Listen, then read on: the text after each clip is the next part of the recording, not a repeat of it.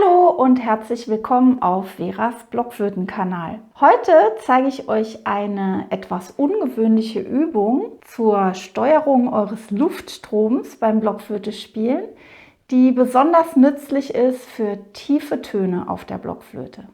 Falls ihr mich noch nicht kennt, mein Name ist Vera Petri und ich gebe euch Tipps zu gutem und schönem Blockflötenspiel.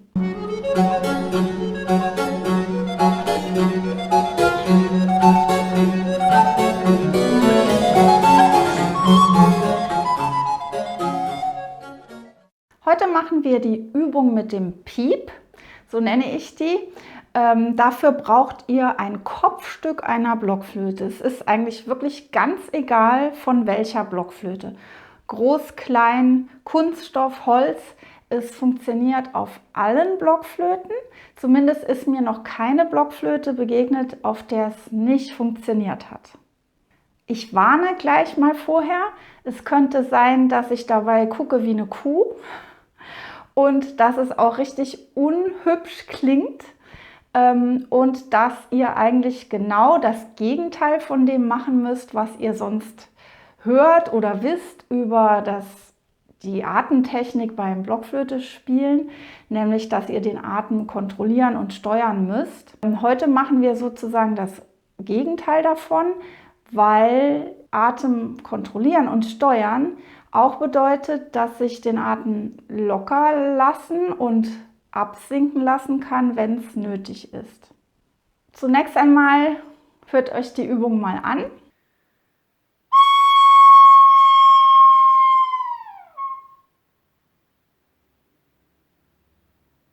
Ja, also was habe ich gemacht? Ich habe einfach die Luft rausgelassen, die ich sowieso schon drin hatte. Habe jetzt nicht sonderlich viel und auch gar nicht tief und nach den Vorschriften der Zwerchfellatmung eingeatmet vorher, sondern das könnt ihr mal ausprobieren. Ich habe mir einfach gedacht, ach, ist das Leben schwer oder keine Lust mehr. Und das braucht ihr dafür. Und dann müsst ihr einfach nichts mehr tun. Und das ist das Schwierige an der Übung.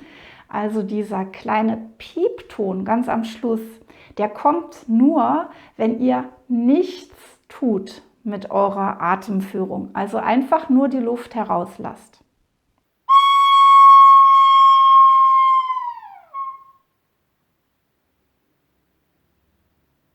Und bevor ihr jetzt ruft, hey, ich habe das ausprobiert, ich habe die Luft rausgelassen, da kam kein Piepton, bei meiner Blockflöte funktioniert das nicht, muss ich euch sagen, dann habt ihr wahrscheinlich ein paar kleine Fehlerchen gemacht.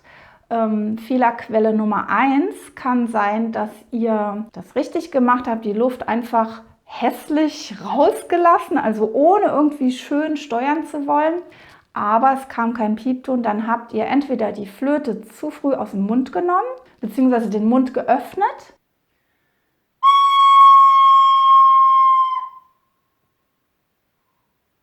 Also oder eben einfach zu früh aufgehört, noch wirklich das letzte Restchen Luft rauszulassen. Und ich sage ganz bewusst rauszulassen, denn es ist zwar so ein bisschen wie bei einer Luftmatratze, die ihr leer machen wollt, da ist dann immer noch so ein Rest Luft drin, aber den drückt ihr ja raus und ihr faltet diese Matte vielleicht und dann drückt sich das raus. Und genau das dürft ihr hierbei nicht machen. Ihr müsst richtig loslassen, alles hängen lassen, auch innerlich den Atem. Und abgesehen von dieser kleinen Anstrengung am Anfang, dieses nichts mehr machen. Und nur dann kommt der Piepton. Ihr müsst quasi passiv abwarten.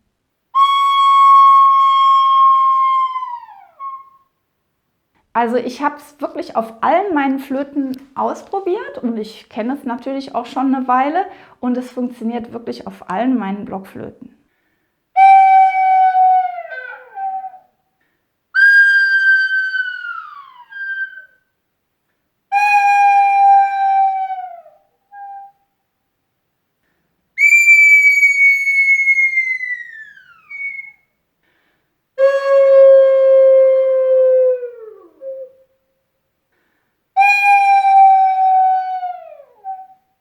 sollte es jetzt bei euch trotzdem nicht klappen, müsst ihr mal zu mir kommen, dann probiere ich das mal aus.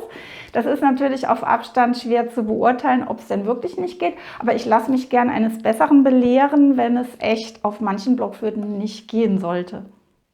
Das Zweite, was passieren kann, wenn es nicht klappt bei euch, ist, dass ihr eben den Atem doch zu schön steuern wollt. Also ihr versucht doch einen irgendwie schönen Ton zu blasen, unbewusst vielleicht. Ihr seid das gewohnt. Ihr müsst ja jetzt wirklich das Gegenteil machen von dem, was ihr sonst machen möchtet beim Blockflöte spielen.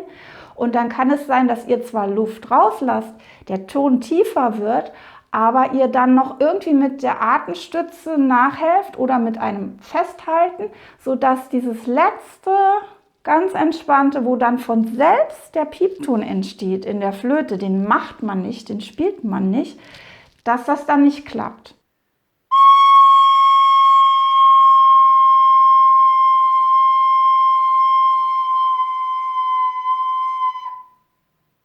Also ihr müsst wirklich euch trauen, hässlich zu blasen.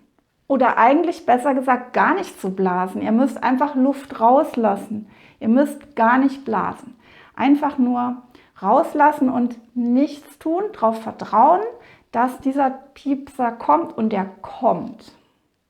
So, was ist jetzt der Nutzen von dieser Übung? Ihr müsst ja jetzt gar nicht schöne gerade Töne blasen, wie ihr das sonst immer probiert beim Blockflöte spielen. Der Nutzen ist vor allem für die tiefen Töne da.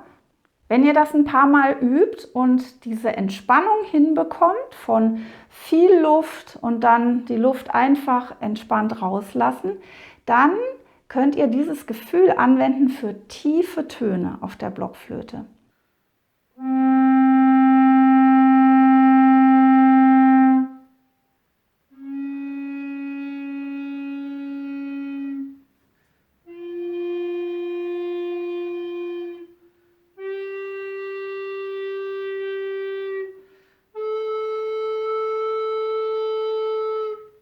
Das habe ich ja schon öfters mal erklärt in den anderen Videos.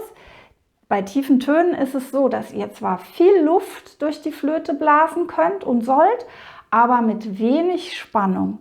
Also im Gegensatz zu hohen Tönen, wo ihr gar nicht so viel Luft braucht, aber sehr schnell blasen müsst und auch fokussierter. Aber heute wollen wir über die tiefen Töne sprechen, was diese Übung angeht. Und da blast ihr am besten ganz entspannt mit einem inneren Du anstatt Dü. Also das habe ich, wie gesagt, schon öfters mal im Detail erklärt. Auf jeden Fall braucht ihr eine entspannte Blastechnik da. Und das ist das Problem bei vielen Spielerinnen und Spielern, dass die tiefen Töne dann nicht richtig rauskommen manchmal. Kann an den Fingern liegen, liegt aber oft auch an zu viel Druck vom Blasen her. Und dann ist diese Übung sehr nützlich. Geht doch mal hin und spielt eure tiefsten Töne, spielt einen ganz tiefen Ton und lasst den mal, blast da mal mit so viel Luft wie möglich rein. Kann sein, dass er am Anfang sogar ein bisschen überschlägt, dann habt ihr wirklich zu viel Luft gemacht, aber lasst die Luft so offen und locker raus durch die Flöte, wie ihr das bei der Übung dann macht. Und lasst ihn ruhig auch mal übungshalber total absinken. Also so wie man ihn im Stück nicht spielen würde. Es sei denn, es ist ein avantgardistisches Stück, wo man solche Töne will. Aber hier einfach mal übertreiben.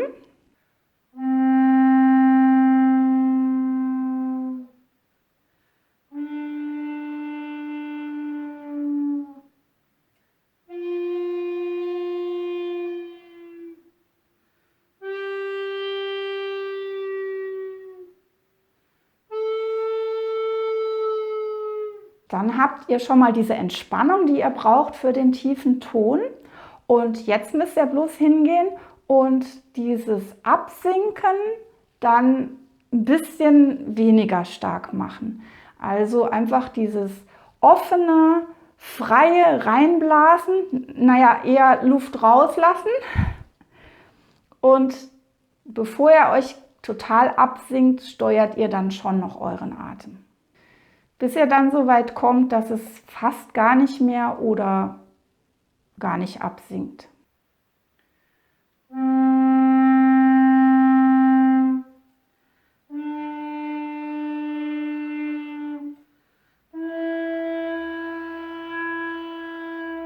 Also ich würde euch empfehlen, diese Übung regelmäßig zu machen. Das sieht bescheuert aus. Am besten guckt ihr tatsächlich wie eine Kuh dabei, weil das wirklich so total entspannt ist. Also dieses und dann geht ihr mal an die tiefen Töne ran. Ihr könnt das dann auch umgekehrt machen, wenn ihr Fortgeschrittene seid, könnt ihr die Übung machen und dann den Atem doch steuern, kurz vor Ende und dann erst zum Piep.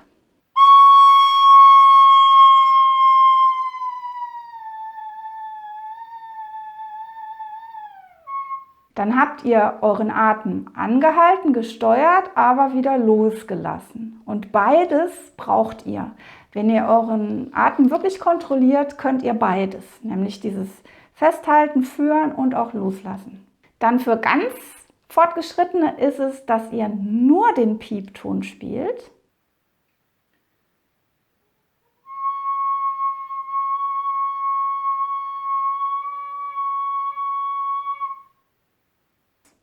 Aber diese, sage ich mal, diese Variationen, die sind jetzt nicht so wichtig. Das Wichtige ist, dass ihr so entspannt seid, dass ihr diese Übung überhaupt hinbekommt.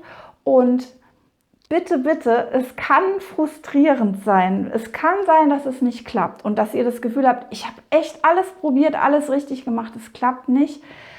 Macht es dann mal vor dem Spiegel. Vielleicht entdeckt ihr dann doch, dass ihr zu früh stoppt, dass ihr zu früh aufhört oder den Mund aufmacht, ist euch vielleicht gar nicht bewusst.